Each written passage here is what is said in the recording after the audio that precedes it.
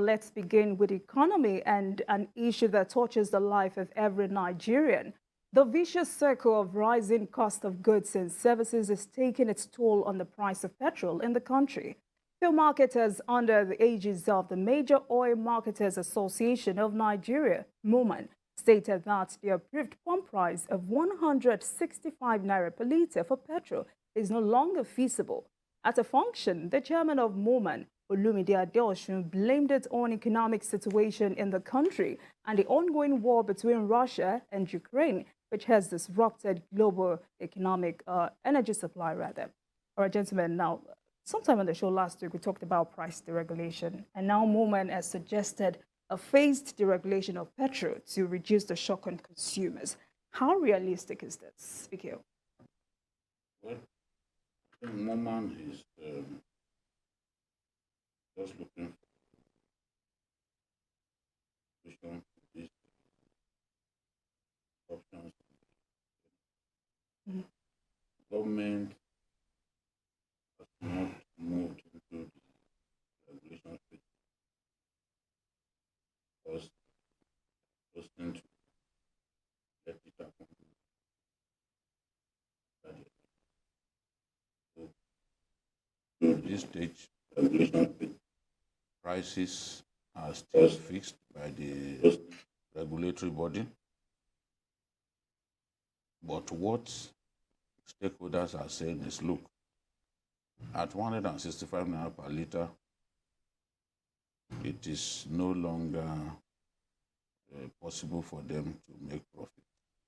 Some of these marketers are buying from depot owners already at 168 naira per litre.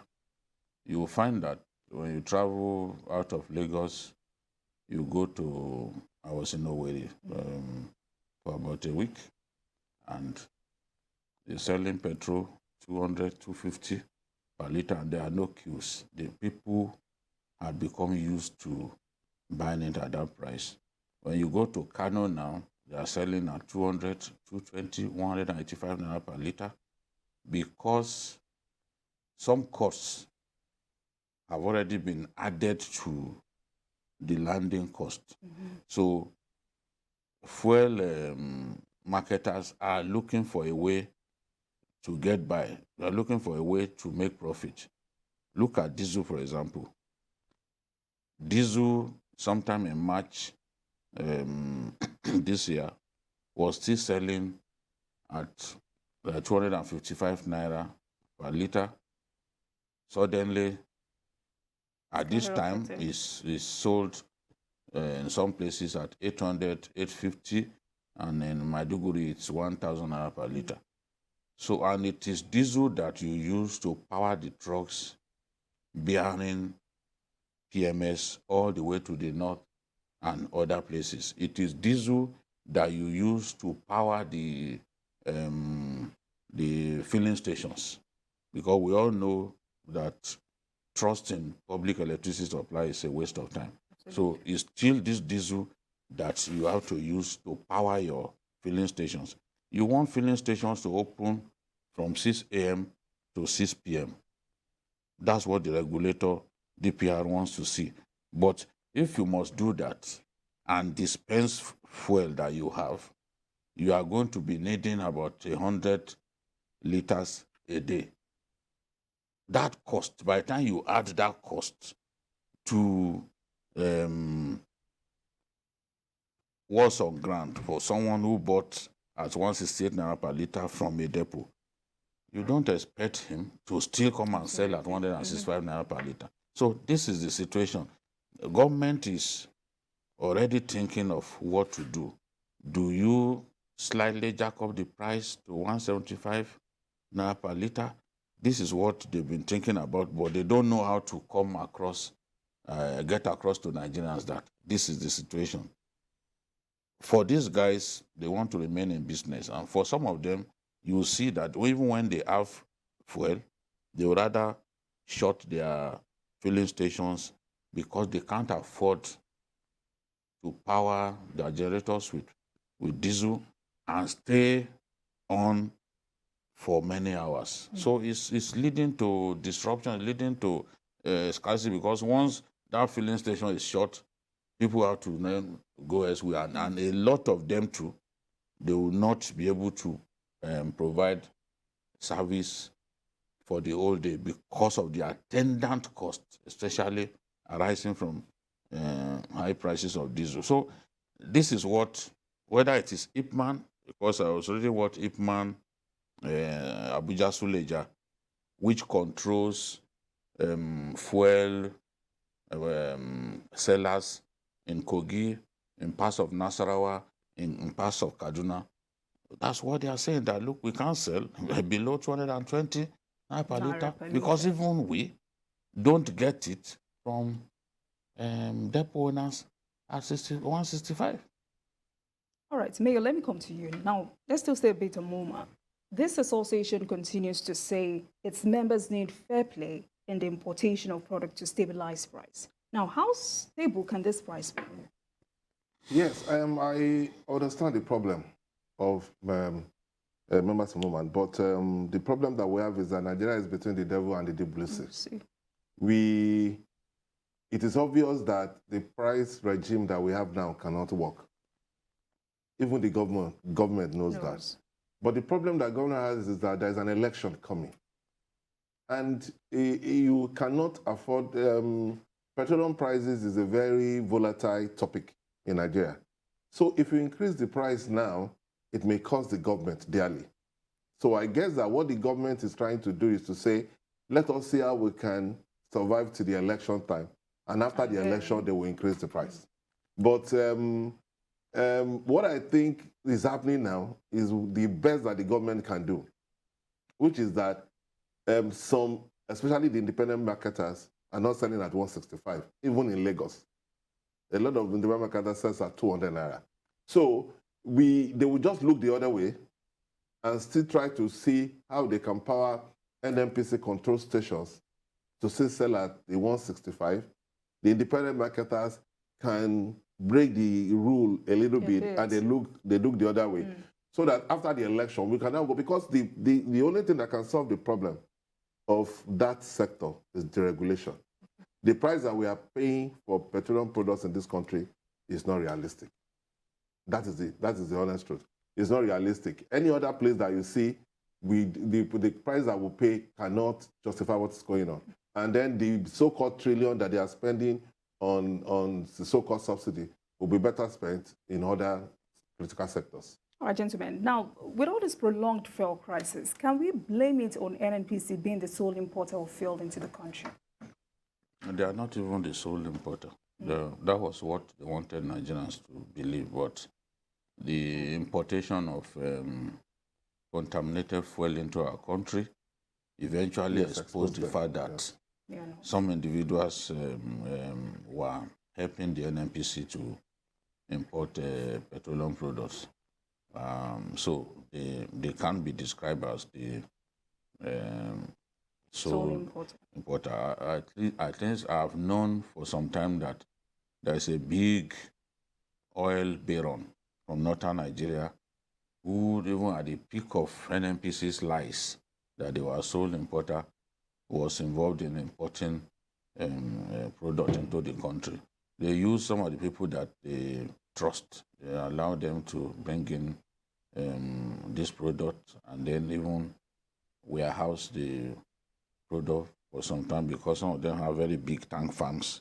The kind of tank farms and storage capacity that NNPC does not have. I will blame NNPC for whatever we are going through. They want us to believe that there is so much smuggling going on and all that, but it's not enough. It's not enough. They are just not efficient enough.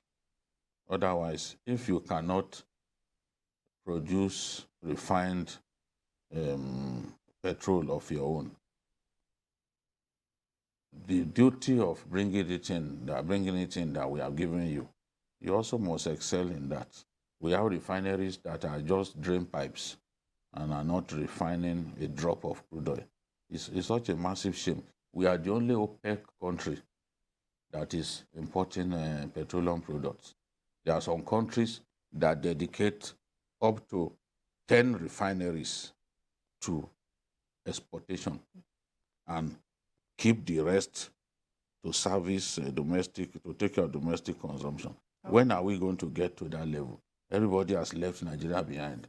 Today, Angola has overtaken Nigeria. Even the quota that they gave us, the OPEC quota, we used to harass OPEC that they should allow us to produce more. Even the quota that they gave us, our own production quota, we cannot meet it. We are losing billions because we can't even produce what OPEC told us that we can produce, we should produce. So there are all kinds of problems happening in that sector and a lot of theft going on unrestrained. It's a sector that the incoming administration has to look at critically, so that not just the pains that we are going through should end, but the fact that we are not even making money, it has to end. The whole world is, I mean, those who are crude oil producers, they are making money during this season. All right. Of the war in what is it called? In the war in Ukraine. But it is not a blessing to us, it's rather a cost to us. Every time the price goes up, it becomes a cost. All right, Mayor, before I come to you, please, I would like to take a fine from Warren. Thank you. Hello? Hello, please go ahead. Yeah, well, a journalist hangout, I want to say thank you very much to your team. Thank you, Mayor. Thank you, Jire, for your job well done. It's been a most welcome development. This is fine calling from Warri. But let me just make a little contribution to the subject matter before the house now. Well, just like Jide has said, it's very unfortunate that we produce oil in our country and yet we cannot enjoy it. Very unfortunate that we produce oil yet we import finished products from places like Spain and a host of others. The irony of it all is the fact that Spain itself, where we are importing the oil, it's not an oil-producing country. They only built refineries in Barcelona, in Bilbao, and other parts of Spain. We bring our oil to the place, we refine, and thereafter they sell it back to us, and we are happy and everything. The price is going up. Like Mayor said, the government is presently swimming in between the devil and the WC. Reason being that if they make any attempt to increase the price of petroleum products now, that will be a knockout point to their political ambition, because if PDP will... All right, thank you very much, Ifeanyi. them below the belt. Thank you very much. Now, Mayor, let me come to you, please. Okay, yeah, I think the problem with NNPC is corruption, pure and simple. You know, and the level of corruption in NNPC is so huge that they've turned themselves to a kind of mafia that the government cannot do anything about it. Don't forget that the president of the country is the Minister of Petroleum Resources.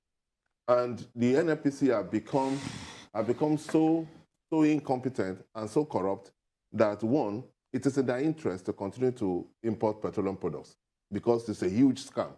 It's a huge scam. You know, when during the time of Bukola Saraki, and when they discovered the fraud that was in the so-called subsidy, for some time, a lot of the majors didn't want to, they were reluctant to import. That was why for some time, they were importing most of the things. But because it's a huge business, they could not do it alone. They formed a company called Duke Petroleum, that it's like the importing arm of NNPC. And they have some majors that also import for them. But it is a big scam, because every time they keep telling us that the price, that the level of subsidy has increased to trillions now, you know, and because for them to continue to sustain that scam, it is important. There's no need for them for the refineries to work, and these same refineries, they keep budgeting huge sum of money to the tune of $2 million to say they are doing turnaround maintenance, and they have not refined anything, and nobody is saying anything. All right. Thank you very much, Mayor. Gentlemen, let's move quickly to another very quick.